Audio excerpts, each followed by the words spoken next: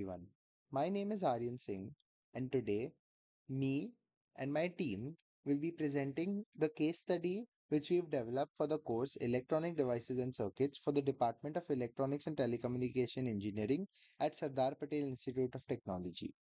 So, let us move forward. So, have you ever thought about how we can transmit sound through lasers? Well, that's our case study. So the following circuit has been picked up from a YouTube video which we found about the topic. And what this circuit basically does in one line is that it takes a small audio signal from a source like a microphone and converts it into a laser uh, power input, which goes to another receiver circuit, which converts it back into sound in an amplified way. So this is the transmitter side of the circuit, and this is what we decided that we will be trying to implement for our case study. However, due to the restraints of the project, wherein we had to use just discrete components and no integrated circuits in our circuit, we could not directly implement this circuit as is. Hence, we tried to discretize the IC or the integrated circuit in this circuit, the UA741 op amp, by using the transistors in the given arrangement. Let us now look at the circuit itself and see how it works. So we have divided the circuit into several phases for better understanding. So the phase one of the circuit starts with the audio input and biasing, and this is the microphone stage of the circuit and refers to this part of the circuit. And the operation of the circuit begins with the microphone, which converts the sound waves into a small electrical signal. This signal is extremely weak and cannot directly drive the laser, which is shown in the right side of the circuit. Resistors R1 and R2 provide the necessary DC bias so that the microphone operates in its linear region. Capacitor C1 blocks the DC component and only allows the AC audio signal to pass forward. And at the output of the signal, we obtain a low level audio voltage that accurately represents the sound waveform without any DC distortions. Now, the phase 2 of the circuit, which is the transistor preamplification circuit, the weak audio signal from the microphone is applied to transistor T1, which is the BC548 transistor, and which is configured as a common emitter amplifier. In this configuration, small variations in the base current uh, cause a large voltage variation at the collector. The resistor R3 acts as the collector load and determines the voltage gain of this circuit. This stage significantly increases the signal amplitude while preserving the audio information, making it suitable for further processing. The next phase of the circuit is the phase 3, which is the AC coupling and signal conditioning. The amplified signal at the collector of T1 contains both AC and DC components. Capacitor C2 is used to block the DC component and pass only the AC audio signal. The resistor R4 limits the input current and stabilizes the signal entering the op amp. This stage ensures that the next amplification stage receives a clean and centered audio signal without the DC offsets. Now, the phase 4. Phase 4 involves the voltage amplification using the IC. The conditioned audio signal is fed into the UA741 operational amplifier or the op amp, which is configured as a voltage amplifier. Resistors R5 and R6 establish a reference bias point for stable operation. The variable resistor VR1 provides adjustable feedback, allowing the user control over the overall gain and the modulation depth. At the output of the op amp, the audio signal appears with sufficient voltage swing to control the laser drive stage. Now, coming to the phase 5 of the circuit, which involves power amplification and laser driving.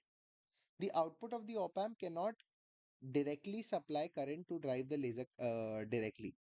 Therefore, it is fed to the base of a power transistor T2, which is the BD139 transistor. This transistor acts as a current amplifier, delivering the required current to the laser torch. As the audio signal varies, the current through the laser changes proportionately, causing the laser intensity to vary in accordance with the audio signal. This results in analog amplitude modulation of the laser beam, which is extremely useful at the receiver side. Now, phase 6, the power supply filtering and stability. Capacitors C3 and C4 are used for power supply decoupling and smoothing. They reduce noise and voltage fluctuations caused by sudden current demands during audio peaks. Resistor R7 limits surge currents, and improves the stability of the power stage. A heat sink is required in BD139 due to power dissipation during continuous operation, ensuring reliable and safe performance. So this basically concludes our working of this circuit. However, while implementation, we had several issues with this circuit, which mainly revolved around the UA741 and its discretization. As previously mentioned, the internal circuitry of the 741 op amp looks something like this. When we directly try to implement this into Proteus and replace the UA741 with the relevant input and output signals using the transistors and the diodes, we found out that the circuit was not working as intended. Hence, with guidance and help with Dr. Prashant Kasambe sir and Mrs. Sneha Viki ma'am, we changed the design of our circuit. We changed the design of the circuit into something that takes in a small audio input or a small voltage and amplifies it up to a large extent to drive the 9-volt laser. So let us look at that circuit now.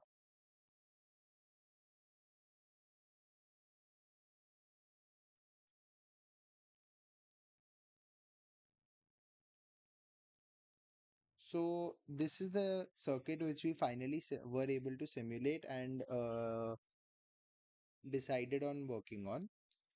So this circuit basically takes in a small audio signal, as you can see here, and gives an output signal which is of higher amplitude and a square wave. So what we tested this with was a sine wave, and we gave it an input of a sine wave and an output of a square wave with a much higher amplitude. So the operation, now let us look at the working of this circuit, which we've again divided into phases. Now phase 1, the input coupling and biasing. The operation of the circuit starts at the input C1, which again couples the incoming AC signal into the circuit while blocking any DC component from the source. This is very important because the transistor stages require a well-defined DC operating point, which must not be disturbed by the other DC operating point, or the Q point, which must not be disturbed by other DC offsets. The resistor R2 with a very high value of 2 mega ohms provides the necessary base biased path for transistor Q1 while maintaining a high input impedance.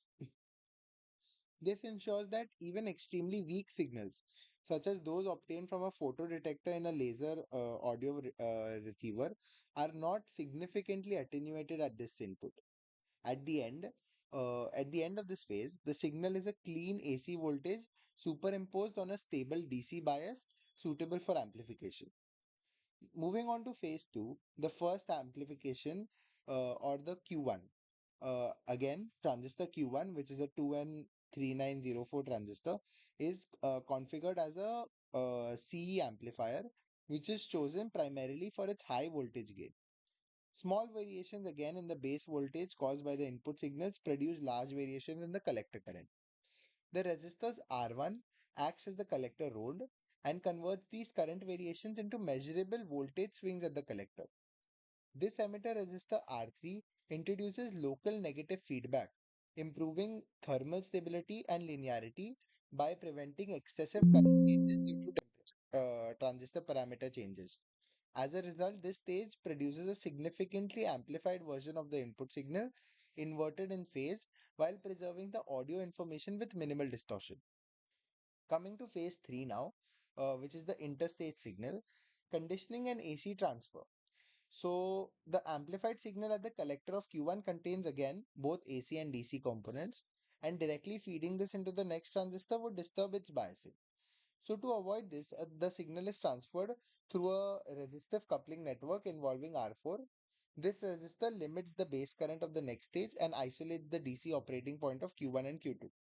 In this phase, the circuit ensures that only the dynamic variations of the signals are passed forward, while each transistor stage maintains its own stable bias conditions. This separation of AC signal flow and DC biasing is critical for predictable multi-stage amplifier behavior. uh, Phase 4, the second amplification stage, which is Q2. The conditioned signal is applied on the base of transistor Q2, which provides additional amplification. Q2 further increases the signal amplitude by converting small base voltage variations into large collector current changes. Resistor R5 again serves as the collector load, which determines the voltage gain of this stage. Since the emitter of Q2 is directly referenced to ground, this stage offers higher gain as compared to a heavily degenerated amplifier, making it effective for boosting already amplified but still low power signals. At the end of this phase, the signal has sufficient amplitude to drive the output uh, to the laser or anything else. Coming to phase 5 now, this is a driver and level network phase, and the output Q2 is fed to the base of Q3 through R6. This resistor controls the drive level into the final resistor and prevents excessive base current that could push the transistor into deep saturation. Resistor R7 provides a defined discharge and reference path for the base emitter junction of Q3, ensuring stable switching and reducing distortion. Together, R6 and R7 act as a driver network that shapes the signal and sets the operating point for the final stage, allowing smooth transition between amplification and output delivery. Phase 6, the output amplification stage. Transistor Q3 acts as the final amplification stage, converting the conditioned voltage signal into a stronger output capable of driving a load, in this case a laser. Resistor R8 functions as the collector load and is connected to the 9-volt supply, allowing large voltage swings at the collector in response to small signal variations. The emitter resistor R9 limits the emitter current and provides thermal stability, preventing the runaway conditions. This stage delivers the highest power in the circuit, producing a large amplitude output signal that accurately follows the original input modulation. Coming to the overall summary of this circuit, basically, this circuit operates as a carefully biased amplifier system, uh, and a weak AC input is isolated, biased, then successfully amplified through two common emitter amplification amplifier stages. Conditioned through interstage networks, and finally boosted by an output stage. Now coming to the output of this circuit, we have a screenshot from the Proteus working of this circuit, which you can see.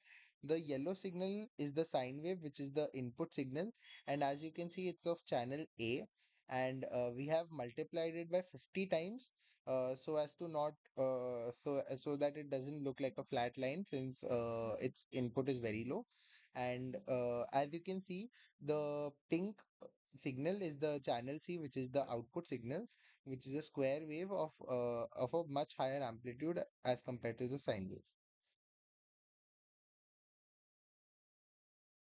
Coming to the next slide, which is the challenges which we faced during this case study. So, the two major challenges which we faced in this case study were, one, the discretization of the IC.